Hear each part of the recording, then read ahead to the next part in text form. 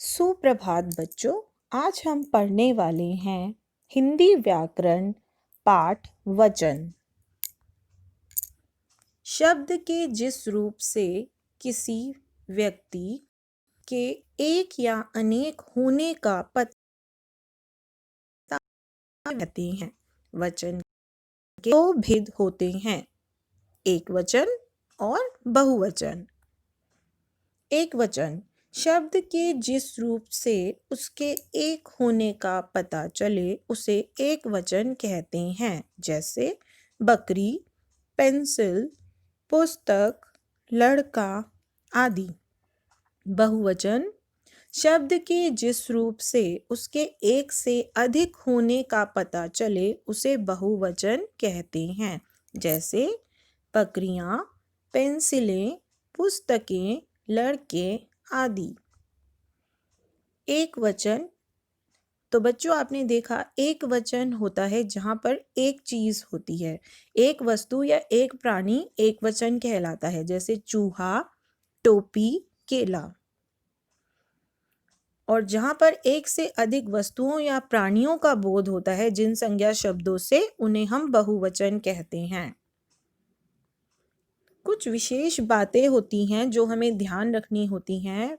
सबसे पहले आदर देने के लिए बहुवचन का प्रयोग किया जाता है, जैसे पंडित जवाहरलाल नेहरू भारत के प्रधानमंत्री थे।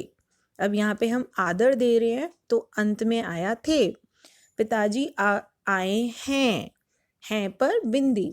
संज्ञा के अतिरिक्त सर्वनाम शब्दों को भी वचन बदलते हैं।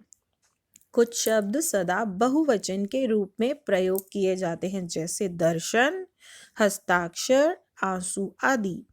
कुछ शब्द सदा एक वचन के रूप में प्रयोग किए जाते हैं, जैसे पानी, दूध आदि।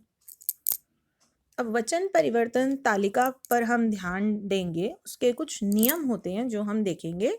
पुल्लिंग शब्दों के अंत में आए आ को ए में बदल कर बहुवचन बनाते हैं, जैसे घड़ा, घड़े, बच्चा, बच्चे, कपड़ा, कपड़े, बूढ़ा, बूढ़े, तकिया, तकिए, पहिया, पहिए, पत्ता, पत्ते, करेला, करेले।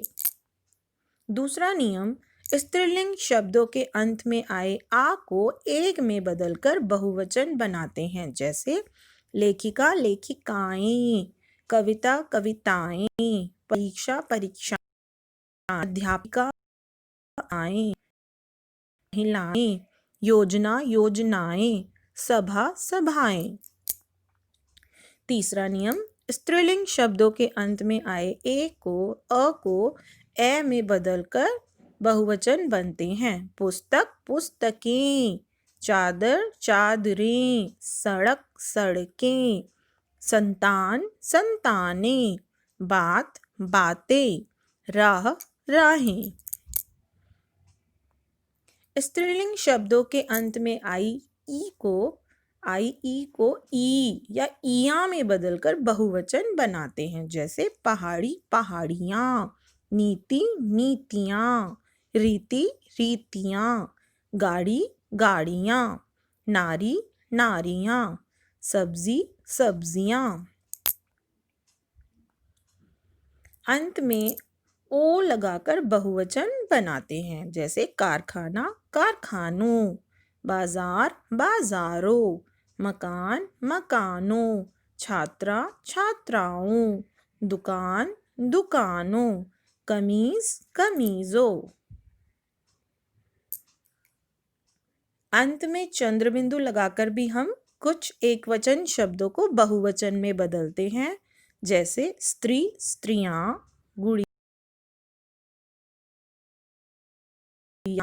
गाड़ी, गाड़ियाँ, पहाड़ी, पहाड़ियाँ, सेना, सेनाएं।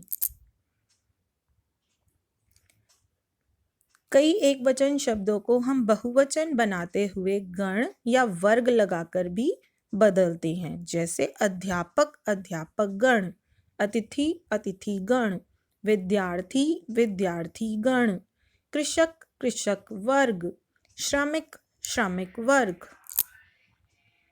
एक वचन मतलब एक, बहुवचन मतलब अनेक। एक लड़का अनेक लड़के, एक चिड़िया अनेक चिड़ियाँ, गुड़िया गुड़ियाँ, तितली तितलियाँ। तो बच्चों, इस पाठ में हमने सीखा शब्द के जिस रूप से उसकी संख्या का पता चले वह वचन कहलाता है। वचन दो प्रकार के होते हैं, एक वचन और बहुवचन, और आदर देने के लिए हम बहुवचन का ही प्रयोग करते हैं। आशा करती हूँ आपको यह पाठ समझ में आ गया होगा। धन्यवाद। आपका दिन